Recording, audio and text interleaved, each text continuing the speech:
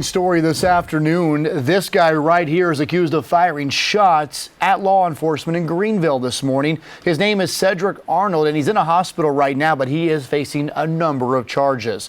Now, we're told that Arnold fired shots at another driver, which prompted this whole thing around 8 o'clock this morning near the QT on Malden Road. He then led Greenville police, the sheriff's office, and state troopers on a 9-minute chase that finally ended at another QT on Grove Road. Now, Jennifer Phillips is live in Greenville with us tonight with more on this story.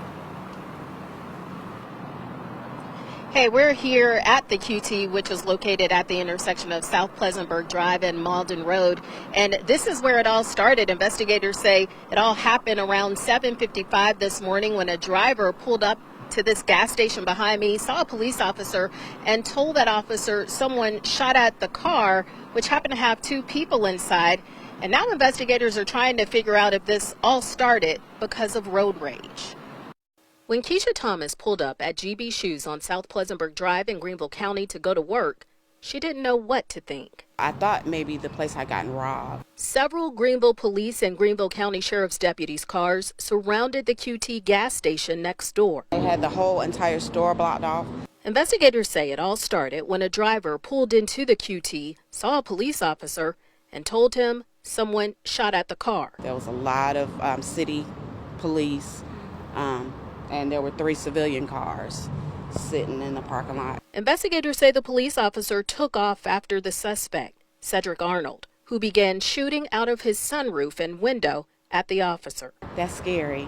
That's scary. Investigators alerted deputies in Greenville County and say Arnold drove back toward the QT and shot at a state trooper who happened to be there.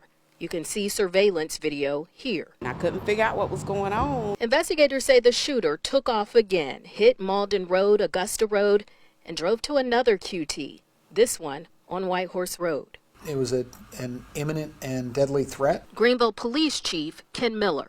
We do try to balance the overall level of congestion with the risk. Investigators say it all ended at the QT on White Horse Road, where you can see investigators pulling into the gas station from this surveillance camera. Now, Greenville County Sheriff Johnny McBrown says Arnold faces several charges. The decision was made by the officers on the street to take the car, stop the car, and take the individual out of the car.